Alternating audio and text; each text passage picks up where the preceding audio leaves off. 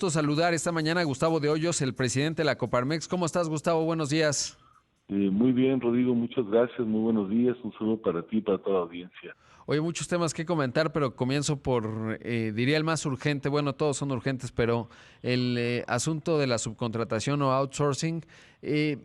Tú fuiste una de las primeras voces, la primera de hecho, del sector privado en señalar que esto pues iba en contra, digamos, de lo que se había acordado en el seno del Consejo Coordinador Empresarial.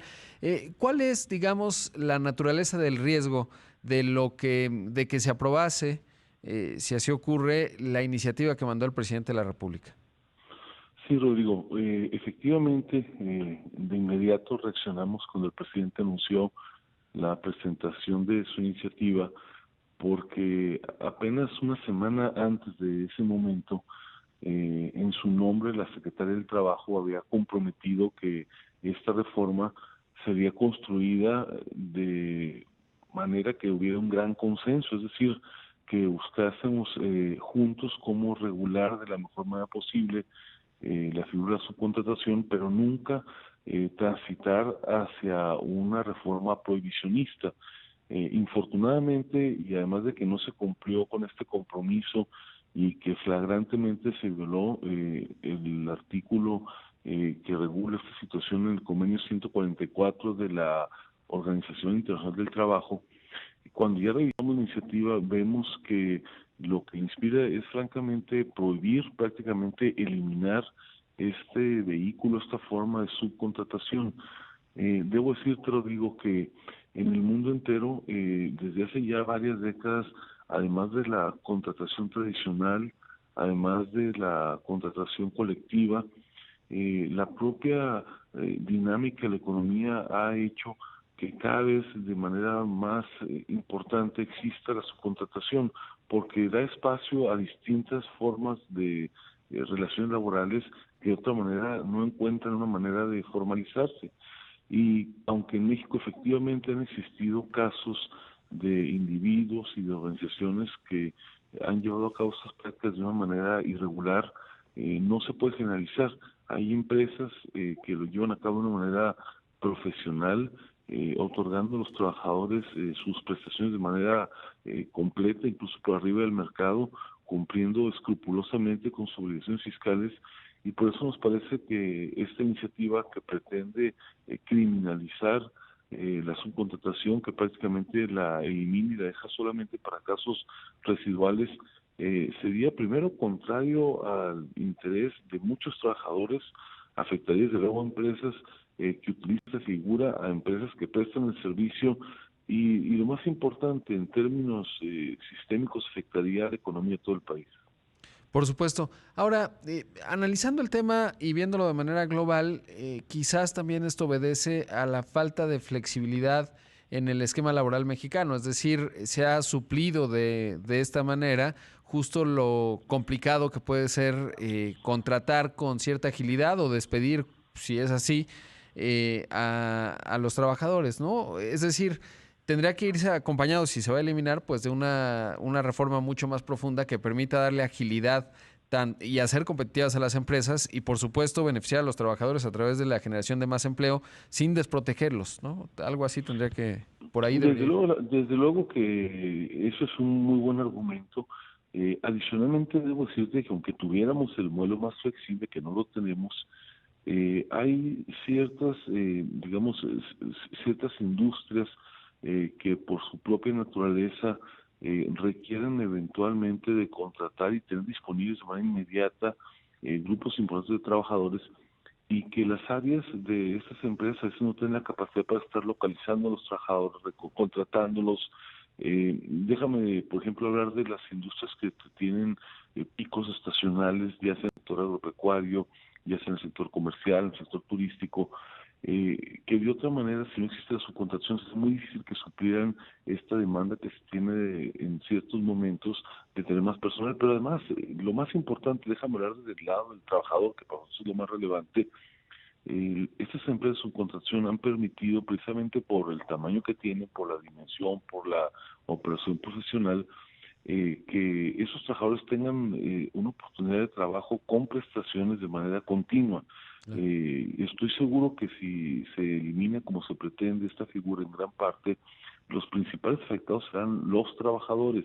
Ahora bien, sí es cierto que han existido personas que han abusado de este modelo. De hecho, en nombre de la subcontratación han hecho cosas ilegales, pero generalizar, criminalizar la figura, me parece que es tomar la puerta falsa. Es como si, por ejemplo, prohibiésemos que la gente entrara a los bancos porque de repente entran asaltantes. No se trata de cerrar los bancos, de lo que se trata es que evitemos que haya asaltantes. Lo mismo yo diría en esta materia, lo que hay que evitar con una adecuada supervisión, una adecuada regulación, con sanciones, es que si alguien se pasa de listo, encuentre una sanción acorde a esta violación de la ley. Sí, y además señalabas algo interesante que es que el gobierno federal y los estatales pues utilizan mucho esta figura, la subcontratación. Desde luego, vaya, es una realidad. Incluso diría de que el gobierno federal, de manera infortunada, es el que tiene como costumbre una mayor diferencia entre las prestaciones que otorga a su personal de base y aquellas que reciben las personas que están contratadas a través de su contratación. No en todos los casos, pero en algunos, digamos, es francamente una diferencia total en cuanto a aguinaldo, vacaciones, remuneraciones, etcétera. En muchas empresas, por el contrario del sector privado, es realmente un vehículo que opera de manera totalmente eficaz y por eso el llamado que estamos haciendo, Rodrigo, es para que regresemos al camino del diálogo.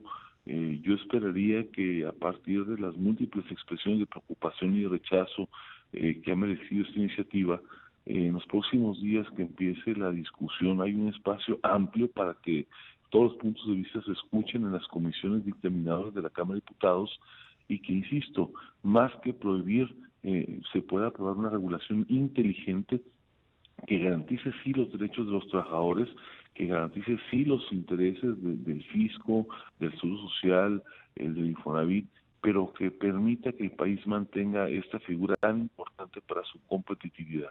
Sin duda. No me tengo poco tiempo, estimado Gustavo, pero cuéntame un poco de Sí por México, cuál es el objetivo y cómo nace esta entidad. Gracias, Rodrigo. Sí por México es un movimiento conformado a la fecha por cerca de 500 organizaciones que pretendemos que a partir de la participación de los ciudadanos en el proceso electoral del 2021 se pueda construir, Rodrigo, una nueva mayoría. Quienes estamos participando en este movimiento estamos en la convicción de que hoy, infortunadamente, en el país se han perdido los equilibrios democráticos.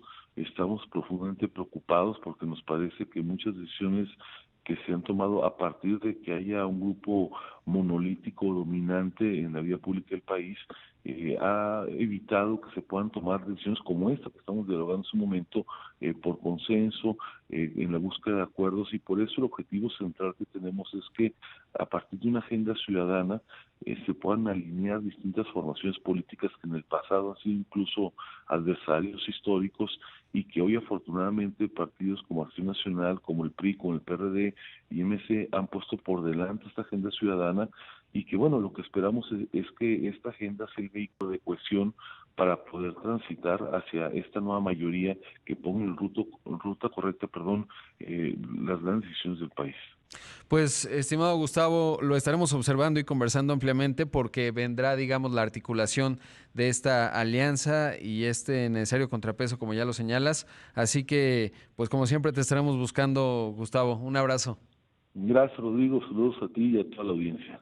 Ahí escuchamos a Gustavo de Hoyos, el presidente de la Coparmex. Vamos a hacer un corte. Esto es Imagen Empresarial. Invitarle a que me escriba en @